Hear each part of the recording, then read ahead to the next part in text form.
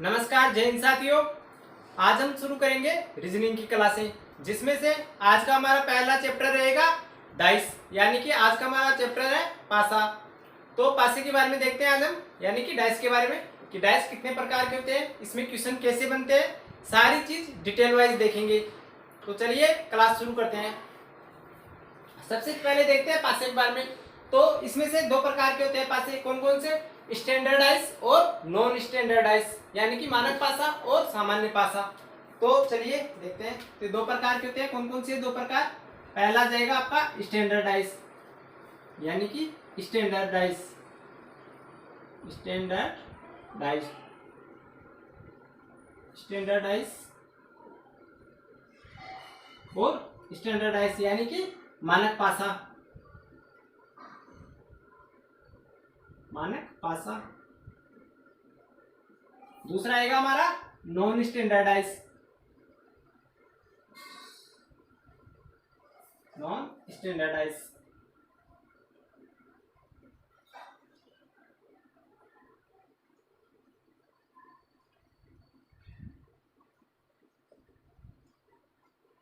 Okay, यानी कि सामान्य पासा।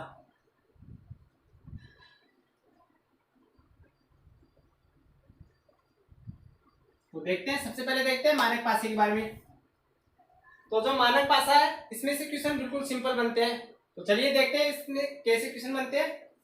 आपको इसमें क्वेश्चन दे देगा, जैसे मान लो ये ऐसे सरफेस दे देगा आपको इसमें पासे की, और इसमें इस प्रकार के क्वेश्चन पूछे जाएंगे आपको। ये मान लो आपकी सरफेस है, ये सरफेस है आपकी, इसमें दे देगा आपको 1 2 और इधर 3 दे देगा। ओके, ऐसे मान लो। तो इसमें क्वेश्चन क्या बनेगा? इसमें क्वेश्चन ये बनेगा कि 3 के विपरीत क्या होगा, या 3 के अपोजिट क्या होगा। तो 3 के अपोजिट क्या होगा इसमें, यानी कि इसमें क्वेश्चन पूछ रहा है आपसे 3 के विपरीत। 3 के विपरीत क्या होगा? 3 के विपरीत क्या होगा, बताइए इसमें 3 के विपरीत क्या होगा।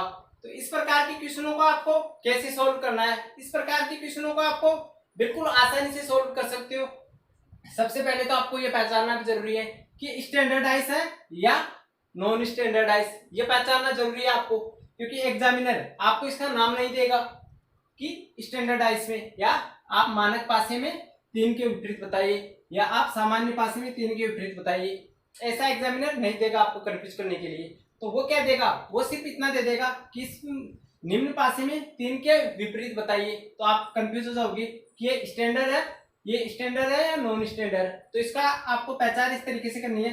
अगर नजदीकी दो, जो नजदीकी सतह का जोड़ अगर साथ नहीं हो, तो ये समझ लेना कि वो मानक पासा है। यानी कि अगर पास की सतह का, यानी कि 2 और 3 कितने हो रहे? 2 और 3 5, 1 और 3 4, यानी कि कैसे भी कर लो इनको, इनका जोड़ 7 नहीं हो रहा है। तो अपोजिट सतह का जोड़ 7 होना चाहिए, यानी कि नजदीक सतह का जोड़ 7 नहीं होना चाहिए, और अपोजिट सतह का जो योग है वो 7 होना चाहिए, यानी कि विपरीत सतह का योग 7 हो, तो वह है स्टैंडर्डाइज है, यानी कि मानक पासा है। तो इसमें क्या आएगा आपका, 3 में कितनी संख्या जोड़ना पड़ेगा कि 7 हो जाए। तो 3 में आप जोड़ दो 4, यानी कि जो नजदीकी सतह है उसका जोड़ 7 नहीं है, तो 3 में 4 जोड़ेंगे तो क्या हो जाएगा 7। तो इसे 3 के विपरीत क्या होगा 4, तो इसका आंसर हो जाएगा हमारा 4। ओके, 3 के विपरीत, तो इसका आंसर है हमारा 4। 4 क्यों आया, मैं आपको फिर से बता रहा हूं, क्योंकि नजदीकी जो सतह है इसका योग 7 नहीं है, तो विपरीत सतह का योग 7 होगा। अगर मानक पासा पूछे तो विपरीत सतह का योग 7 होगा। जैसे उदाहरण के लिए एक और देख लो आप इसमें, जैसे मान लो आपको इसमें क्वेश्चन दे देगा, फिर से उदाहरण के लिए समझा रहा हूं मैं आपको फिर से, इसमें आपको किस प्रकार से क्वेश्चन पूछे जा सकते हैं। एक एक क्वेश्चन करके सारे क्वेश्चनों को देखेंगे। इसमें आपको दे देगा 4 2 और इसमें दे देगा आपको 1। ओके, ये क्वेश्चन है। इसमें पूछेगा आपको 2 के विपरीत बताइए, यानी कि 2 के विपरीत क्या होगा। इसमें पूछ रहा है आपको 2 के विपरीत क्या होगा। तो 2 के विपरीत इसमें क्या होगा, तो पास का जोड़ पहले तो आपको ये देखना है कि स्टैंडर्ड है या नॉन स्टैंडर्ड। तो 2 के विपरीत, यानी कि 4 और 2 कितने हो रहे 6, और 4 और 1 5, 2 और 1 3, यानी कि नजदीकी सतह का योग 7 नहीं है, तो विपरीत सतह का योग 7 होगा, क्योंकि ये मानक पासा है। मानक पासे की आपको डेफिनेशन लिखनी है कि इसमें जो नजदीक सतह का योग है वह 7 नहीं होगा और विपरीत सतह का योग 7 होगा। तो इसमें क्या डेफिनेशन लिखनी है आपको कि मानक पासे में हमेशा विपरीत सतह का योग 7 होगा। ओके, ये डेफिनेशन आपको याद रखनी है मानक पासे में कि मानक पासे में विपरीत सतह का योग 7 होगा, यानी कि 7 होगा। तो बस ये डेफिनेशन याद रख लो, इस पासे में और कुछ नहीं है, बस इसमें से एक ही टाइप के क्वेश्चन बनते हैं और इनको आप आसानी से सोल्व कर दोगे। एग्जामिनर आपसे पूछ रहा है कि 2 के विपरीत क्या होगा, 2 के विपरीत कितने होगा, 2 के विपरीत होगा आपका 5, क्योंकि 2 के विपरीत आपका 5 होगा तभी जाके 2 के विपरीत आपका 5 होगा तब जाके हमारे पास योग आएगा 7। ओके, तो आसानी से बता सकते हैं कि 2 के विपरीत क्या आएगा 7, क्योंकि वो 5 आएगा 2 के विपरीत तब जाके हमारा योग क्या होगा 7। तो 2 के विपरीत 5 तब जाके 7 हो रहा है। अगर ऐसे 4 के विपरीत पूछ ले तो 4 के विपरीत कितना आएगा, तो 4 के विपरीत आएगा आपका 3, क्योंकि तब जाके हमारा योग बनेगा 7। ओके, तब जाके हमारा बन रहा है 7। अगर ऐसे 1 के विपरीत पूछ ले तो 1 के विपरीत आएगा आपका 6, क्योंकि तब जाके अगर 6 आता है तब जाके हमारा योग आता है 7। तो इसमें से तो आपको एक ही चीज याद रखनी है कि इसमें हमेशा विपरीत सतह का योग 7 होगा। ओके, यानी कि अपोजिट सरफेस से आपको जोड़ देना है। जैसे 4 के विपरीत पूछे तो 4 में 3 जोड़ देना तब जाके 7 हो रहा है, यानी कि कुल योग 7 होना चाहिए। ठीक है, आसानी से कंप्लीट हो गया ये आपका। अब देखते हैं इसके बारे में। अब हम देखते हैं सामान्य पासे के बारे में। तो इसमें आपको 3 नियम याद रखने हैं। कौन कौन से? पहला, नजदीकी सतह का नियम। दूसरा, 2 संख्या कॉमन हो। और तीसरा, जब एक संख्या कॉमन हो। तो तीनों नियमों के बारे में देखते हैं। तो फर्स्ट रूल देखते हैं हम इसमें, जो नजदीकी सतह का नियम है वो देखते हैं सबसे पहले इसमें। यानी कि आप इसके जरिए समझना, डाइस के जरिए। मान लो ये हमारा डाइस है। ओके, अब देखते हैं इसमें किस प्रकार के क्वेश्चन बनेंगे। इसमें आपके क्वेश्चन बनेंगे, इसमें जैसे संख्या दे देगा आपको 1, 2 और 3। ओके, और इधर एक और पासा दे देगा आपको। इसमें इस प्रकार के क्वेश्चन बनते हैं। 2 पासे दे देगा आपको। रीजनिंग वैसे ज्यादा टफ नहीं है, बिल्कुल पासे से जो क्वेश्चन बनते हैं ना, बिल्कुल इजी क्वेश्चन है। अब इसमें आपको दे देगा आगे की संख्या 4, 5 और 6। ओके, इसमें इस प्रकार से क्वेश्चन देगा आपको।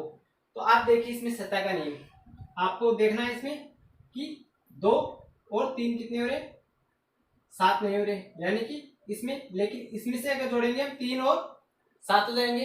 तो इसमें किस प्रकार के आपको इससे, सॉरी जो क्वेश्चन है, क्वेश्चन गलत हमारा। इसमें दे देगा आपको यहाँ पे फिर से 1 दे देगा आपको। ये इस प्रकार से बनते हैं इसमें क्वेश्चन। यानी कि जो सामान्य पासा है इसमें इस प्रकार से क्वेश्चन बनते हैं। 2 संख्या आपको कॉमन दे देगा, 1 संख्या आपको कॉमन दे देगा। तो ये एग्जैक्ट सतह का नियम है। यानी कि जो इसके पास है, 1 के पास 3 है तो 3 तो इसके विपरीत नहीं हो सकता, क्योंकि इसके पास है। 1 के पास 2 है तो ये भी विपरीत नहीं हो सकता। 1 के पास 6 है तो ये इसके विपरीत नहीं हो सकता। 1 के पास 5 है तो ये भी इसके विपरीत नहीं हो सकता। इसमें आपसे क्वेश्चन पूछ रहा है कि 1 के विपरीत बताइए, 1 के विपरीत बताइए। तो 1 के विपरीत आप कैसे बताओगे इसमें?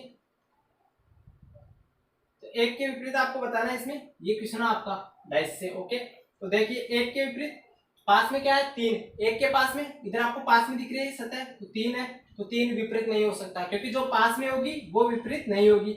ये इसका पहला नियम है। ओके, तो इसमें आपको क्वेश्चन पूछ रहा है कि 1 के विपरीत बताइए, क्योंकि जो संख्या है वो 1 ही कॉमन है दोनों में, और 1 के विपरीत पूछ रहा है तब जाके इसमें नियम लगेगा। तो 1 के विपरीत 3 नहीं हो सकता, 1 के विपरीत 2 भी नहीं हो सकता, क्योंकि जो निकट है वह विपरीत नहीं होगा। इसका नियम यही है। तो इसमें आपको क्या देखना है कि इसमें आपको जो निकट है वह विपरीत नहीं होगा। तो बच रही कितनी संख्या हमारे, 2 आ गए, 3 आ गए, 5 आ गए और 6 आ गए, और इसमें 1 भी आ गया। बच रही कौन सी संख्या है, 4। तो 1 के विपरीत आ जाएगा यहाँ पर 4, तो इसका आंसर आ जाएगा हमारा 4। तो इसका ये नियम है पहला। फिर से देख लो, इसमें जो निकटतम है वह विपरीत नहीं होगा, इसका यही नियम है। अब इसमें देखते हैं दूसरे प्रकार की, इसमें जो दूसरा नियम है वो क्या कहता है इसके बारे में। तो इसे मिटा देता हूं।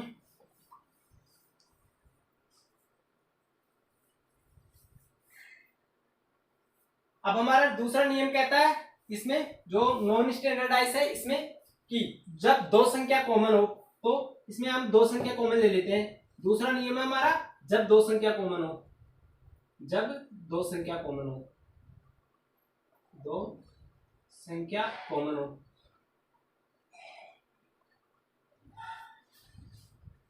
कॉमन हो, तो ये इसका दूसरा नियम है। जैसे इसमें मैं आपको उदाहरण के जरिए समझाता हूं। ये आपका डाइस है,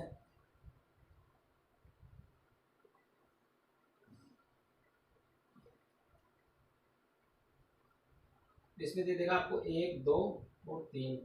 दूसरा डाइस है इधर, इसमें दे देगा आपको आगे वाली संख्या।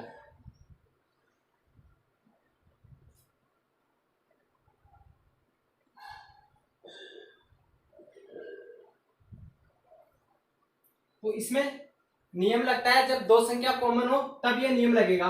तो दो संख्या कॉमन हो तो बिल्कुल आसान नियम है ये भी। तो दोनों संख्या को आप काट देना। जैसे मान लो इसमें 2 और 3 कॉमन है दोनों में, 2 इसमें भी है, 2 इसमें भी है, 3 इसमें भी है, 3 इसमें भी है, तो इन दोनों को आप काट देना। ओके, ये दोनों कट गए और बच रहे क्या है इसमें 1 और 4। तो 1 के विपरीत क्या होगा 4, यही इसका नियम है। 1 के विपरीत क्या होगा, तो इसमें 1 के विपरीत हो रहा है 4, ये इसका नियम है। क्योंकि दो संख्या कॉमन है, दोनों कट गई, बच रहा क्या है इसमें 1 और 4, तो ये इसका नियम है। फिर से देख लो, इसमें एक और उदाहरण बता देता हूं मैं आपको।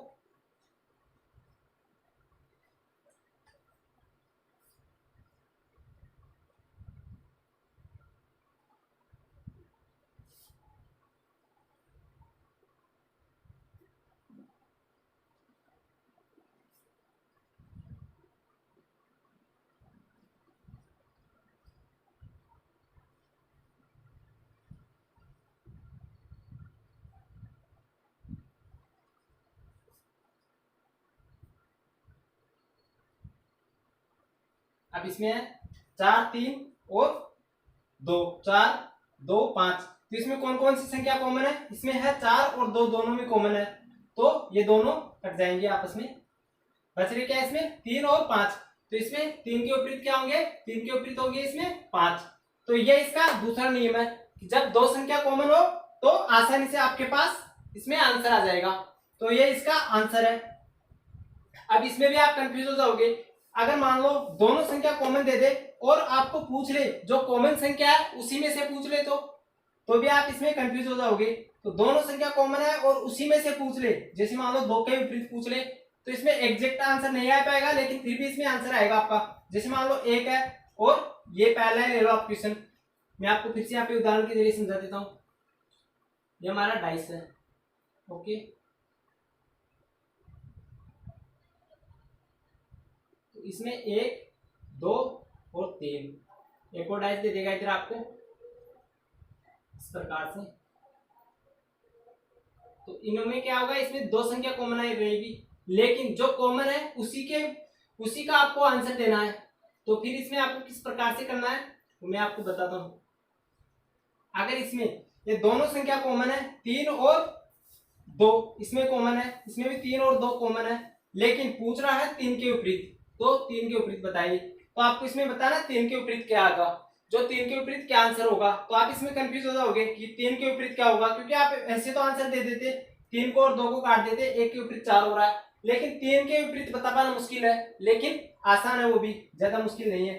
आप इसमें देख लेना कि दोनों को काटे आप, बच रहे क्या 1 के विपरीत क्या आ रहा है, इसमें 1 के विपरीत आ रहा है 4। ओके, तो अब 3 के विपरीत क्या होगा, बच रहा क्या हमारे 4 और 1 हो गए, बच रहा क्या हमारे इसमें 2 बच रहे हैं, 3 बच रहे हैं, तो 2 और 3 दोनों के एग्जैक्ट विपरीत नहीं हो सकते।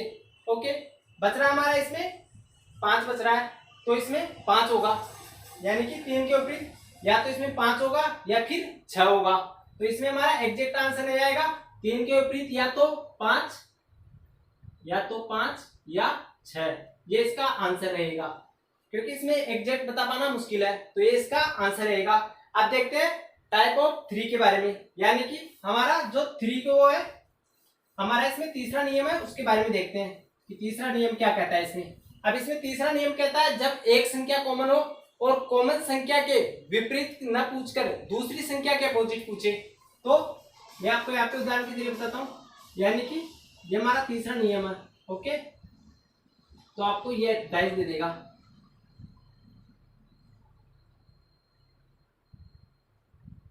ये आपको डाइस दे दिए और इसमें आपको 2 3 1। ओके, इसमें एक और पासा दे देगा आपको। ये हमारा लास्ट नियम है, तीसरा नियम इसमें।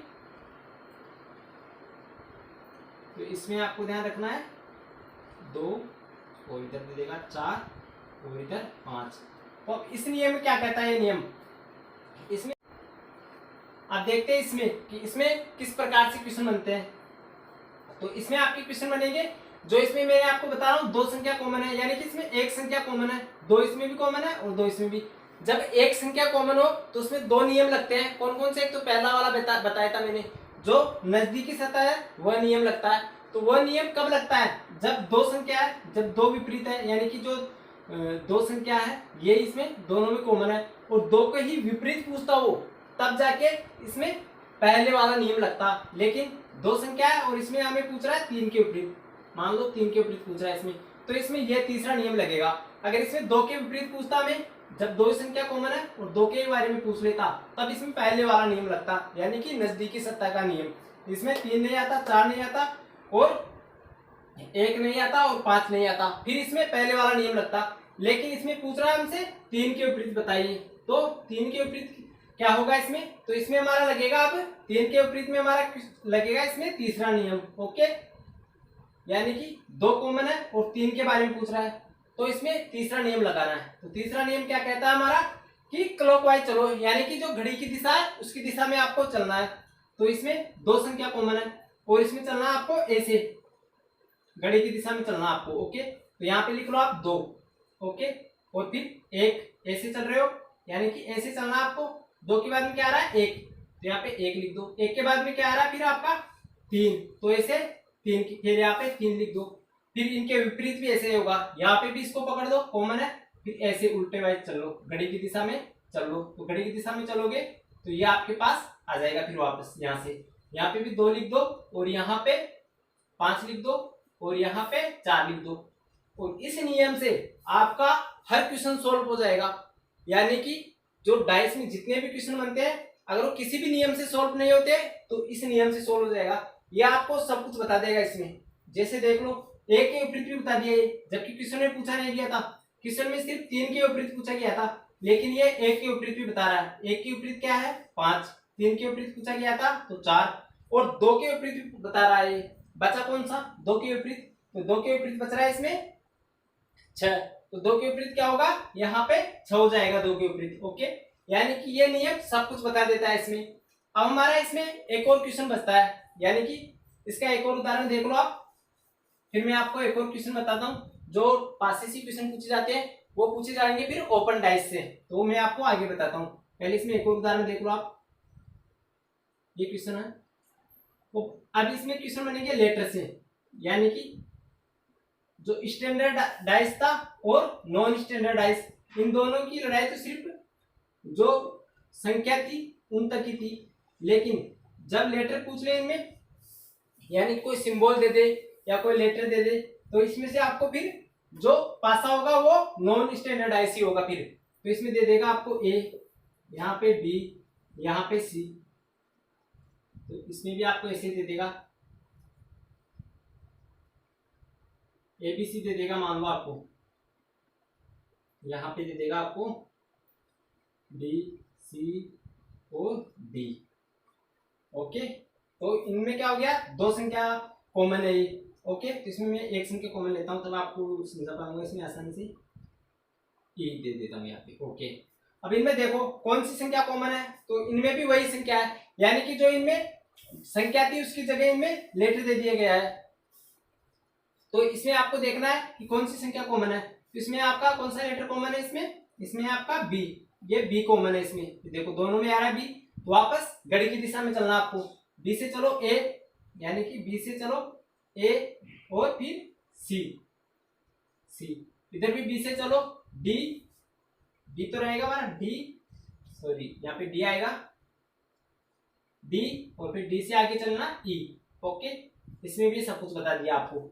इसमें अगर आपसे पूछे ए के अपोजिट क्या है, तो ए के अपोजिट है डी, सी के अपोजिट ई। ओके, और इधर बी के अपोजिट पूछे तो इसमें आ जाएगा एफ आ जाएगा, इसमें यहाँ पे एफ लगा लेना, या फिर आपको जो ऑप्शन में दे रखा हो उसमें से एक ऑप्शन बचेगा वो आपको राइट कर देना है। तो इसमें इस प्रकार के क्वेश्चन बनते हैं। तो ये आपको आसानी से समझ में आ गया होगा। नेक्स्ट वीडियो में इसके जो एमसीक्यू क्वेश्चन है वो करेंगे हम। उससे पहले मैं आपको बता देता हूँ इसमें जो ओपन डाइस से क्वेश्चन बनते हैं वो किस प्रकार से बनते हैं। तो इसमें ओपन डाइस से क्वेश्चन किस प्रकार से बनते हैं वो बता देता हूँ मैं आपको। अब देखते हैं ओपन डाइस। ओके, इसमें यहाँ पे लिख देता हूँ, यानी कि ओपन डाइस से किस प्रकार से बनेंगे।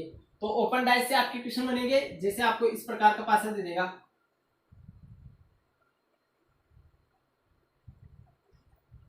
और इसमें आपको सरफेस दे देगा, जैसे यहाँ पे दे देगा आपको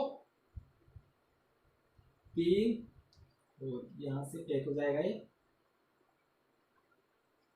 3 2 5 6, ये संख्या दे दी आपको, मान लो इसमें। अब ये ओपन डाइस है, क्वेश्चन ये देगा कि इसको बंद करो, तो इसको बंद किस प्रकार से करना है। इधर दे देगा आपको 4, यहाँ पे मैं आपको चित्र बना के नहीं बताऊंगा, वहां पे आपको चित्र देगा तो आपको चित्र में राइट करना है। ओके, इधर दे देगा 1। ओके, अब इसमें पूछेगा आपसे कि इस पासे को बंद करो, तो वहां पे आपको बंद में जो चित्र बना के दे देगा इस प्रकार से, वहां पे आपको कि इसे बंद करने पर कौन सी सतह नजदीकी दिखेगी, इस प्रकार से आपको वहां पे चित्र दे देगा, या इस प्रकार से आपको डाइस का चित्र बना के दे देगा वो।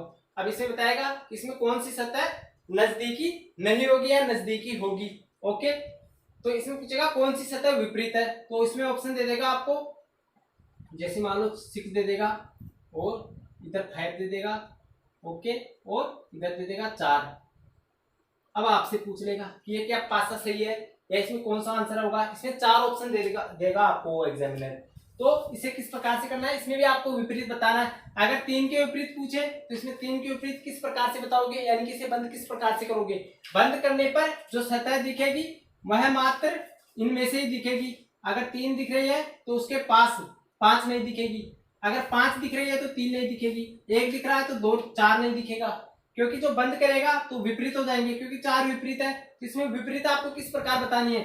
अगर 3 है तो 3 बंद होने के बाद 3 के विपरीत 5 है। ओके, यानी कि जो नजदीकी है वह विपरीत नहीं होगा, मैंने पहले भी बताया था आपको।